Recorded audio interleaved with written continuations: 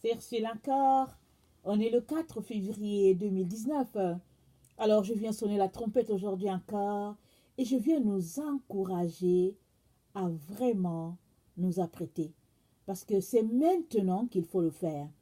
Vous savez, l'être humain a tendance à se dire qu'il a du temps. Et comme on ne sait pas quand est-ce que Jésus va venir, on a tendance à croire que c'est encore loin. On a tendance à penser qu'on aura le temps quand il viendra, de nous apprêter. Mais souvenons-nous, Jésus-Christ a dit il va venir comme un voleur. Alors, il dit que si le maître de la maison savait quand est-ce que le voleur viendrait, alors il veillerait. Or, le maître de la maison ne sait pas, forcément, parce que quand le voleur vient, il ne te dit pas, écoute, je viens tel jour. Quoique, bon, il y a certains voleurs aujourd'hui qui sont tellement audacieux et tout. Mais le voleur, il vient voler, il ne veut pas que tu saches qu'il est en train de venir parce qu'il te calcule depuis un certain temps et alors il vient prendre ce qui l'intéresse chez toi. Alors Jésus-Christ, il vient nous voler à ce monde. Alors, et il va venir par surprise, de telle sorte que ceux-là qui sont prêts, alors ils se retrouveront avec lui loin de ce monde qui sera vraiment en feu. Et puis bon, voilà. Et il est donc très important que tu puisses tout faire pour faire partie de ceux-là qui vont échapper à ces moments difficiles, ces moments terribles, ces moments horribles que notre terre va vivre. Amen. Donc aujourd'hui, je viens parler de esclaves d'une autre bergerie. Et tu es esclave d'une autre bergerie.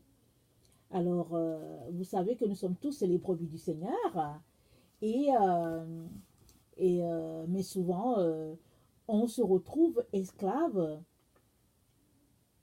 d'une autre bergerie, en ce sens que euh, toi qui es brebis du Seigneur, tu te retrouves par exemple prise aux griffes d'un autre animal qui est peut-être un loup, qui est peut-être un renard, ou bien tu te retrouves à faire chemin avec un bouc et toi tu penses que c'est une brebis, mais au fait, cette personne à tes côtés n'est au fait qu'un bouc.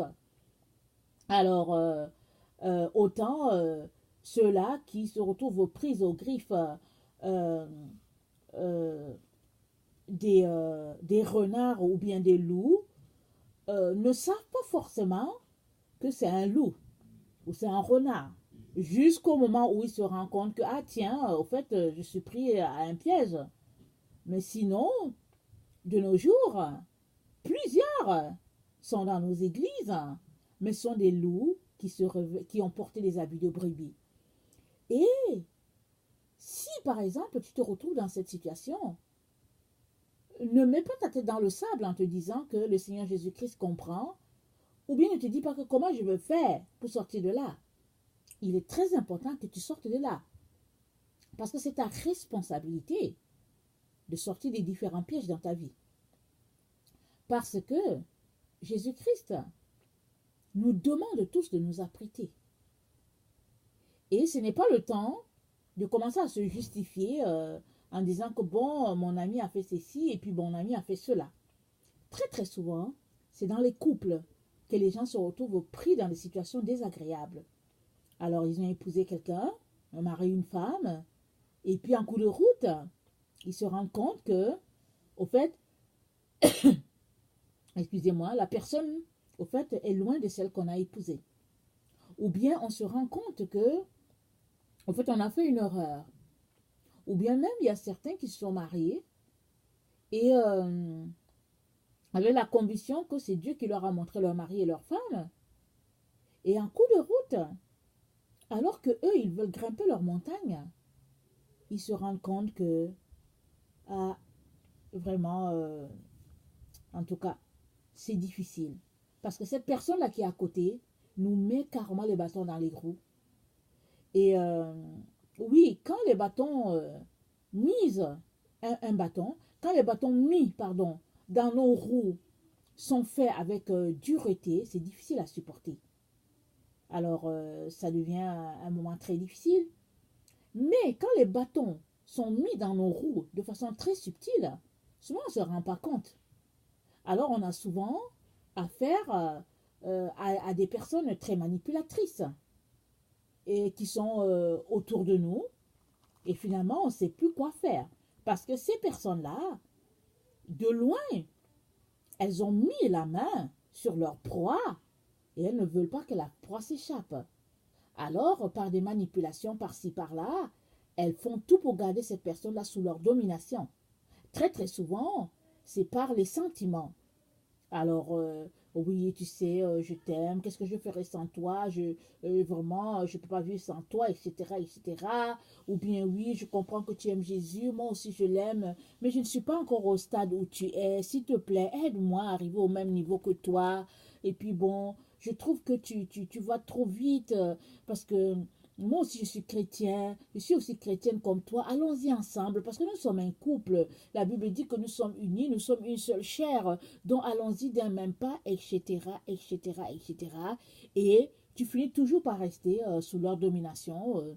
Et puis bon, si tu es quelqu'un qui aime te faire flatter, alors tu restes là et jamais tu ne réussis à t'élever.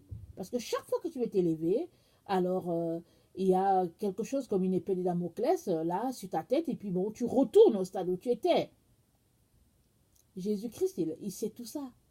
Mais il te dit, lève-toi, secoue la poussière et sois éclairé. Et quand Jésus-Christ te dit, lève-toi, secoue ta poussière, sois éclairé, alors on ne se lève pas étant assis. Il te dit, lève-toi, ça veut dire qu'il faut que tu te lèves. Et il faut qu'il y ait un geste de ta part qui fait que, au fait, tu prends une décision pour sortir de ta situation. Parce que Jésus-Christ vient chercher une épouse préparée. Une qui n'a ni tache, qui n'a ni ride sur elle. Une qui n'a vraiment aucune saleté possible sur elle. Et ça demande que tu puisses être quelqu'un qui passe le temps à nettoyer ta robe, qui passe ton temps à t'apprêter. Alors, vraiment, mes chers frères et chères sœurs, le temps n'est pas là à écouter quelqu'un nous raconter, nous parler de ses sentiments. Je ne suis pas en train de dire qu'on n'a pas besoin de s'aimer entre mari et femme, etc. Non, je ne suis pas en train de dire ça. Mais c'est à toi de savoir si celui-là ou celle-là qui est à côté de toi est quelqu'un qui te manipule ou pas.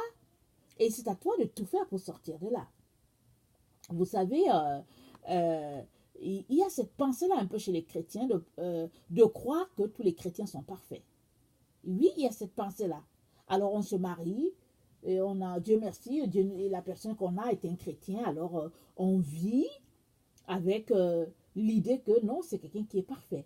Jusqu'au moment où on commence à découvrir ses faiblesses, là on commence à se demander est-ce que c'est Dieu vraiment qui m'a dit d'épouser cette personne-là. Mais effectivement, c'est Dieu qui te l'a dit. Parce que si tu as été convaincu que Dieu t'a dit que voici ton mari ou voici ta femme, je ne sais pas pourquoi aujourd'hui tu ne serais plus convaincu. Est-ce que c'est parce que cette personne-là a des faiblesses? Est-ce que c'est parce que cette personne se comporte comme un animal? Parce que si tu te mets à découvrir cette personne-là, alors peut-être que le Seigneur veut que, ensemble, vous puissiez réaliser que vous avez besoin de Jésus-Christ et que vous puissiez vraiment prier l'un pour l'autre. Et malheureusement, il y a beaucoup, beaucoup d'enfants de Dieu qui sont pris avec toutes sortes de problèmes, les problèmes de narcissisme. Beaucoup d'enfants de Dieu sont des psychopathes, des gens qui ont des sérieux, sérieux problèmes, mais qui ne veulent pas régler leurs problèmes parce qu'ils disent que Jésus-Christ les a purifiés.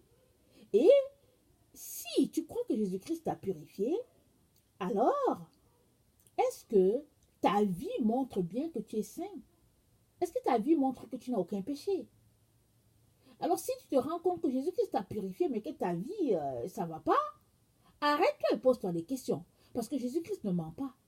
La parole de Dieu dit que Dieu n'est pas un homme pour mentir. Il n'est pas un fils d'un homme pour se repentir. Ce qu'il a promis, il le fait toujours. Alors si Dieu ne ment pas, et que toi tu dis que Jésus-Christ t'a purifié, et c'est vrai qu'il l'a purifié, il l'a accompli, il est venu, il a accompli notre purification par sa mort. Mais si tu te que ce n'est pas effectif dans ta vie, ça veut dire que toi, tu as quelque chose à faire. Tu as des actions à poser pour sortir de là. Il faut quitter cette manie-là de croire que parce que Jésus-Christ nous a sanctifiés, nous a justifiés, alors on n'a plus de péché, on est clean. Non, c'est pas ça que c'est en train de dire. Ça veut dire que Jésus a payé tout ce qu'il devait payer pour notre rachat. Il l'a fait, il a dit à partir de maintenant, ils sont à moi. Alors si tu vas à lui en lui disant que Jésus, j'ai tel problème dans ma vie, j'ai un problème de moquerie dans ma vie, aide-moi à sortir de là, et que tu poses des actions pour sortir de là, il va t'aider parce qu'il a payé pour cela. Ça veut dire que si tu as un péché avec le sexe opposé, et que tu as des problèmes de faiblesse, d'adultère ou de fornication, et que tu tombes à tout moment, alors Jésus-Christ dit qu'il t'a purifié.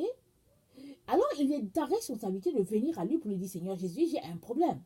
J'ai de la difficulté, vraiment, dans ce domaine-là, d'adultère, de fornication. J'ai vraiment des problèmes là-dedans, Jésus. Viens à mon secours et aide-moi. Et tu vas commencer, par exemple, à couper les films que tu regardes. Tu vas commencer, par exemple, à faire attention à ton regard. Et tu vas commencer, par exemple, à être sélectif sur les choses que tu regardes sur Internet. Tu vas commencer à faire attention à tout ce qui sort de ta bouche, des plaisanteries. Et toutes ces choses-là, tu vas faire attention à ça parce que tu as décidé de faire sortir ce péché-là de ta vie. Mais si toi, tu as ce péché-là, mais que tu croises les bras en disant que Jésus-Christ m'a justifié et que je suis purifié, tu te séduis toi-même, tu te trompes toi-même. À la fin de ta vie, tu te rendras compte qu'au fait, tu n'es pas avec le Seigneur Jésus. Parce que Jésus-Christ vient chercher une épouse sanctifiée et purifiée. Alors si le Saint-Esprit te renvoie l'image de ta personne qui a encore des problèmes dans ce domaine, alors mets-toi à travailler là-dedans. Ne reste pas pris dans une auto-bergerie. Parce que si tu es de la bergerie de Jésus-Christ, il est donc très important que tu sois sous l'autorité de ton berger qui est Jésus. Et Jésus dit que sous son autorité, c'est la pureté, c'est la sainteté. Alors il est là pour t'aider à sortir de toutes ces choses-là que le Père n'aime pas. Mais si tu dis que tu es la bergerie du Seigneur et que tu aimes flirter avec les autres de la bergerie de Satan, il y a un problème. Parce que les deux ne vont pas ensemble. Il est important que tu te lèves et que tu décides de régler ce problème-là. Parce qu'il y a certaines personnes, certains enfants de Dieu, qui vivent ce problème-là comme si c'était une fatalité. Pour dire, oh, bon, ça ne va pas, je ne sais pas comment faire, parce qu'ils veulent que tu les aides à sortir de leur situation. Mais toi, tu ne peux pas m'aider à sortir de ma situation. Mais moi, je ne peux pas t'aider à sortir de ta situation. La seule personne qui peut nous aider, c'est Jésus-Christ. Alors, il est important qu'on prenne position. Qu'on dise que non, moi, je vais sortir de là. Je ne veux pas continuer d'être la proie ou bien l'esclave de quelqu'un qui est là et puis qui me manipule et qui m'empêche de m'élever. Parce que tout enfant de Dieu doit tendre vers son Père. Alors Jésus-Christ a dit quelque part que ceux-là qui sont mariés se comportent comme s'ils n'étaient pas mariés.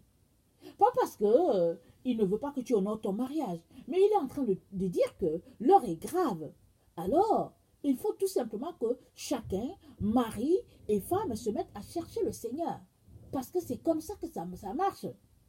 Ce n'est pas une relation où l'un écrase l'autre et puis ils sont là et puis pendant que l'un est malheureux, l'autre est heureux et puis ils disent que Jésus-Christ a dit que l'homme est le chef de la femme et puis que la femme doit être soumise, etc. etc. Ça, c'est l'exemple que je prends. Parce que très très souvent, c'est les femmes qui subissent beaucoup de choses. Elles sont là, elles font face à un mari narcissique, un mari vraiment, excusez-moi le terme, sauvage, et puis qui est là, et puis qui écrase, et puis qui se dit enfant de Dieu, et puis qui dehors se montre le meilleur des chrétiens, mais à l'intérieur est terrible. Donc, à un moment donné, il faut arrêter de jouer cette comédie-là, et il faut être à l'intérieur ce qu'on est à l'extérieur. On ne peut pas continuer d'avoir deux faces. Parce qu'il y a des personnes qui marchent et puis elles sont doubles.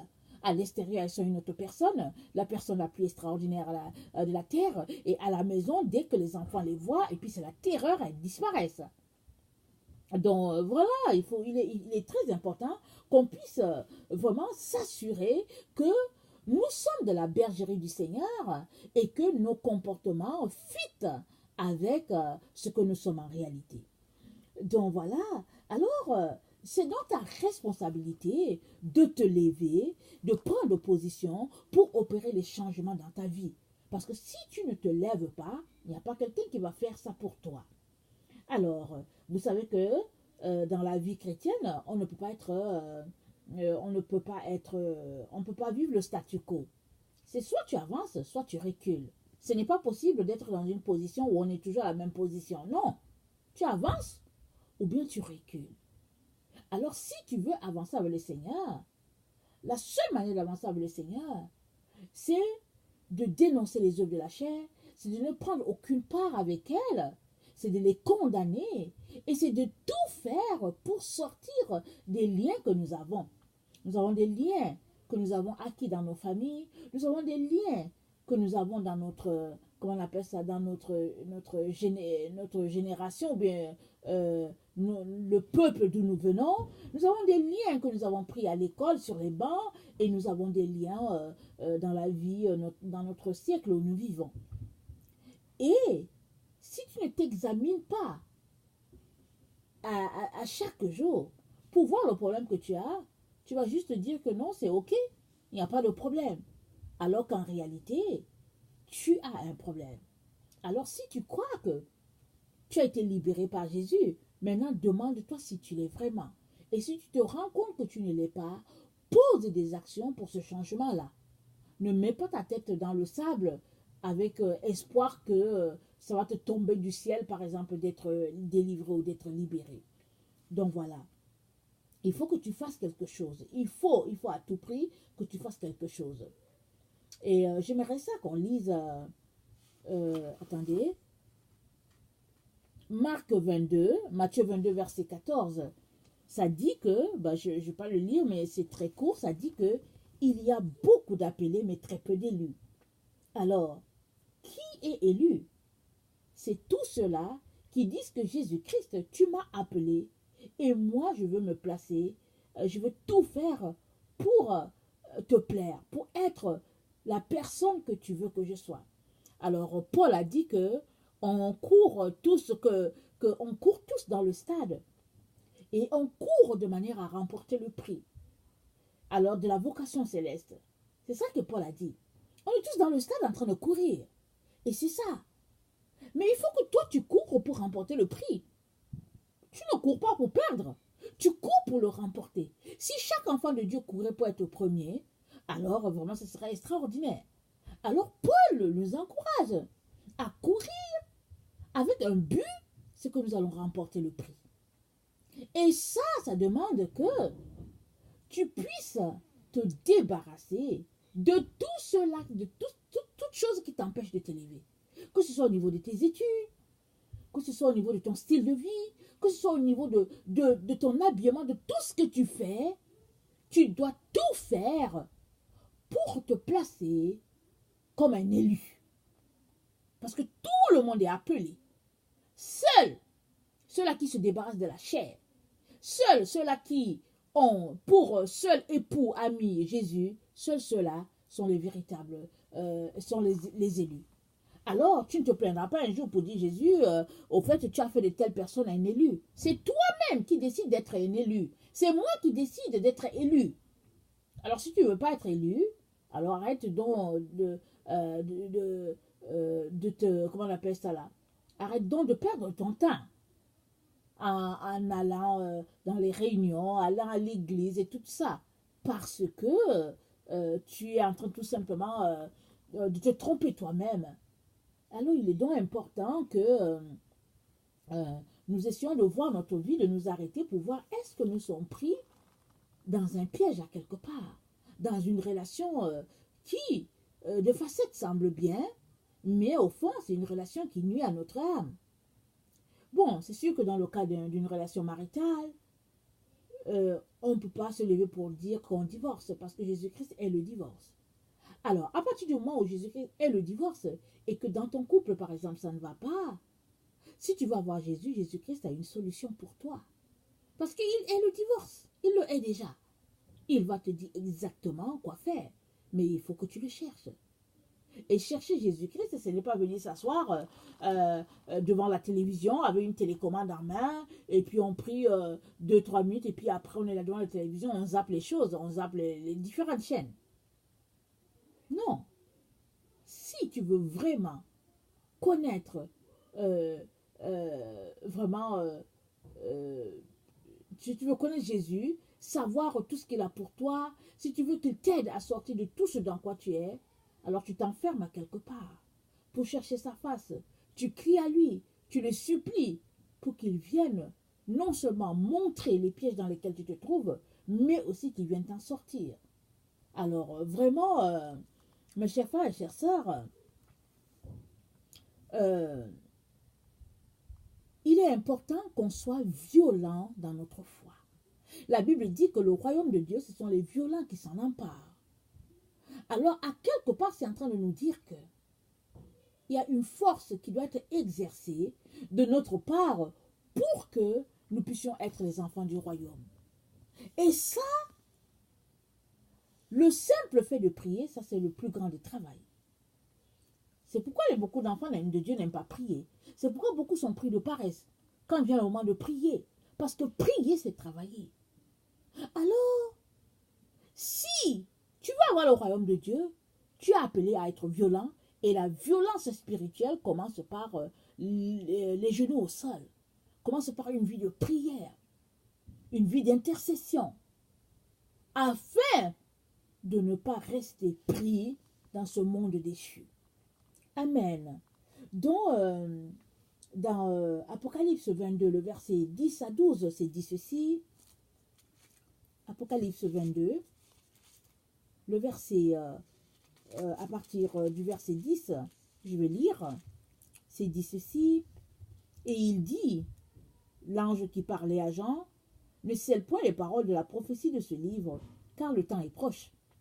Que celui qui est injuste soit encore injuste, que celui qui est souillé se souillera encore, et que le juste pratique encore la justice, et que celui qui est saint se sanctifie encore. Voici, je viens bientôt, et ma rétribution est avec moi, pour rendre à chacun selon ce qu'est son œuvre. Qu'est-ce qui est ton œuvre? Le Seigneur Jésus-Christ dit au verset 10, il dit, le temps est proche. Le temps est proche où nous allons voir notre Seigneur face à face. Et il dit, il ne faut pas que tu gaspilles ton énergie pour rien. Si tu es souillé à ce moment-ci où nous nous trouvons, Jésus-Christ te dit, souille-toi encore. Vas-y pleinement dans le péché. Au moins, tu ne vas pas regretter de n'avoir pas bien péché. Mais si tu es saint, il dit, continue de te sanctifier encore. Parce que Jésus-Christ vient pour rendre à chacun selon son œuvre. Ton œuvre sur la terre, Jésus-Christ va venir, il va te récompenser en fonction de ton œuvre. C'est pourquoi il est recommandé que tu puisses exceller dans ce que tu es en train de faire pour lui. Parce que nous courons tous dans le stade et nous courons de manière à remporter le prix. Alors toi, ne cours pas en te disant que ok, c'est pas grave, bon, je serai au milieu, je vais m'organiser pour ne pas être trop en arrière, je veux me trouver quelque part au milieu. Mais Jésus-Christ te dit par la bouche de Paul, il faut que tu t'organises pour être premier. Chacun doit s'organiser pour être premier. Parce qu'on court pour remporter le prix de la vocation céleste. C'est ça la vocation céleste, à quoi tu es appelé. Il faut que tu cours pour le remporter. Et si tu réussis à trouver la raison pour laquelle tu es sur la terre, ouh là là, Satan ne peut plus s'approcher de toi. Il te craint. Parce que Satan craint toutes les personnes qui savent qui elles sont. Toutes les personnes qui connaissent leur destinée, qui connaissent la raison pour laquelle elles sont sur la terre. Satan les craint. Alors, il met toutes sortes d'embûches sur leur chemin. Il met toutes sortes comment on appelle ça? Il part toutes sortes de ragots sur les personnes. Et toutes sortes de noms. Ça dit, les personnes, elles sont détestées. Ça fait partie de la vie. Mais ce qui est spécial, c'est que généralement, c'est dans le milieu chrétien qu'on déteste de telles personnes. C'est paradoxal, n'est-ce pas? Parce que si on dit qu'on est tous chrétiens, alors on devrait se soutenir, on devrait se supporter. Mais c'est dans le milieu chrétien que les pierres sont le plus lancées à toutes ces personnes-là qui cherchent Jésus-Christ d'un cœur sincère. Parce que là-bas, c'est le milieu de la médiocrité. Là-bas, c'est l'église de la Odyssée. C'est la tiédeur. Parce que c'est notre époque. Notre époque, c'est l'époque de la tiédeur. C'est comme ça. Et si toi, tu veux faire la différence, si tu veux être chaud pour le Seigneur, il faut que tu sortes de cette mentalité de la Odyssée. Que tu sortes de la mentalité de Babylone. Qui veut que tu aies un pied dans le monde et puis un pied dans l'église? Il faut que tu sois purement sanctifié, purifié pour ton Seigneur. Il faut que tu te sanctifies davantage. Parce que le Seigneur Jésus-Christ vient et il apporte sa récompense avec lui. Alors, si tu es pris dans les griffes d'un certain loup, si tu es pris par un renard, fais tout, libère-toi. Pas grave si en te libérant, tu reçois des blessures sur toi. Ce n'est pas grave, Jésus-Christ va te guérir. Il va te restaurer. Mais il faut que tu sortes de là. Parce que tu ne te tiendras pas devant un jour, tu ne te tiendras pas un jour devant Dieu, comme a fait Adam, pour dire que tu sais, la femme que tu m'as donnée, c'est elle qui a fait cela. Et Ève, de dire, non, le serpent, il a fait quelque chose. Non, tu ne te tiendras pas devant Dieu pour lui dire, pour lui raconter ta version des faits. Parce que nous courons tous dans le stade, peu importe la génération, nous courons tous de manière à remporter le prix. Alors toi, cours ta course d'une manière parfaite. Alors débarrasse-toi de toutes ces choses-là qui vont t'empêcher de courir ta course. Débarrasse-toi de tout fardeau. Si tu as des paniers sur la tête, il faut les descendre. Si tu as des sacs à dos, alors allège-les, enlève-les et puis mets-toi à courir. Ça, c'est très important. Il s'agit de notre âme. Il s'agit de notre destinée.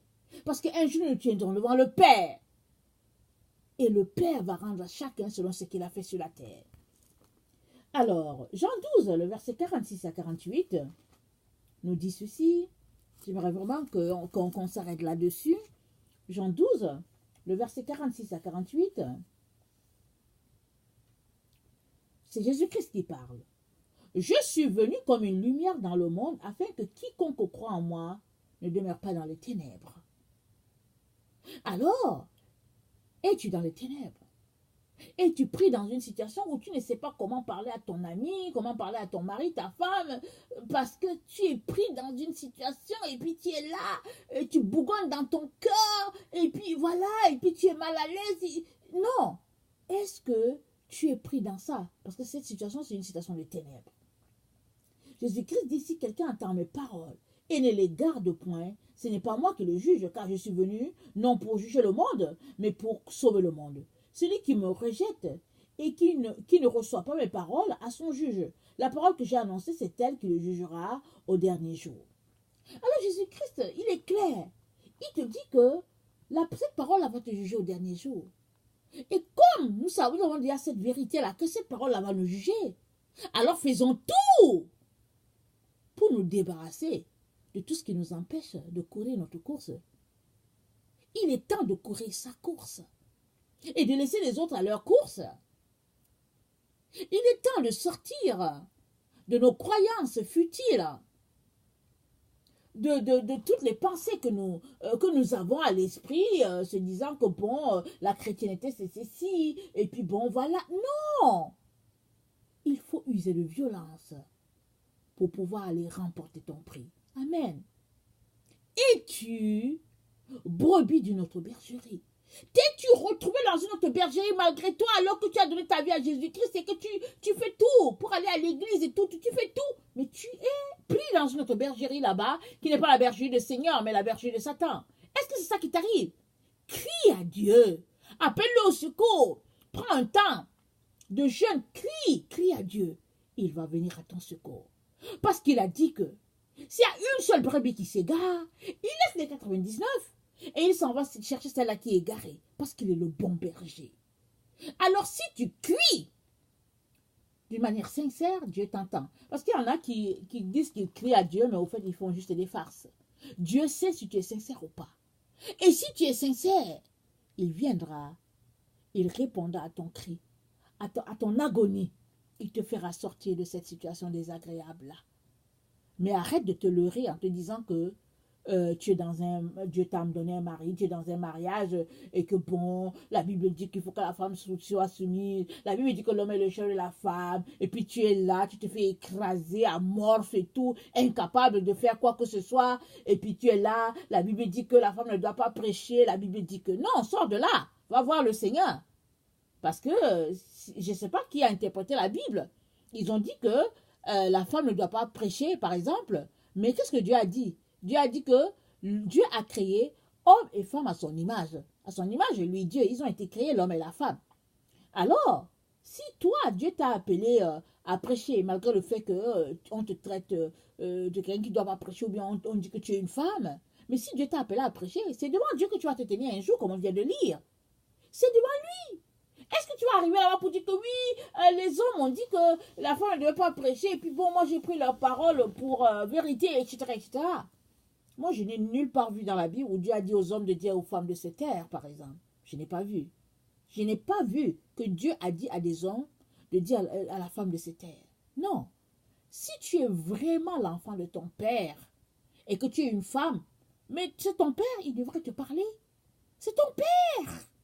C'est ton père. Tu devrais l'entendre.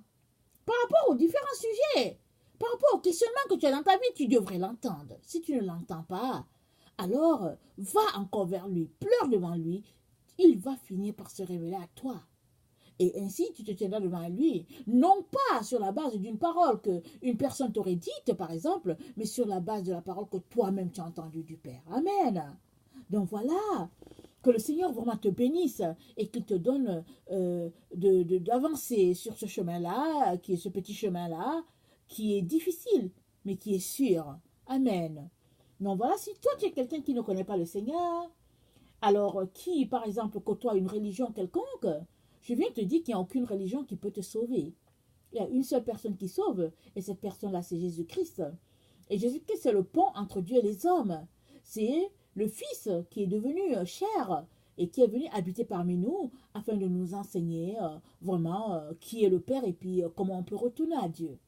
Il est donc important que tu fasses de cette vérité la tienne, que tu acceptes Jésus-Christ dans ta vie et qu'il vienne transformer ta vie afin que tu aies part à l'héritage vraiment des enfants de Dieu. Alors moi, je viens t'encourager à chercher ce Jésus-là, à laisser de côté tout ce qu'on t'a dit, mais à mettre Jésus-Christ à l'épreuve. Il va venir, il va te parler. Amen. Que le Seigneur vraiment vous fortifie, qu'il nous donne à tous de tenir jusqu'à sa venue. Voilà, je vous aime beaucoup. Et Dieu, davantage, soyez bénis. Amen.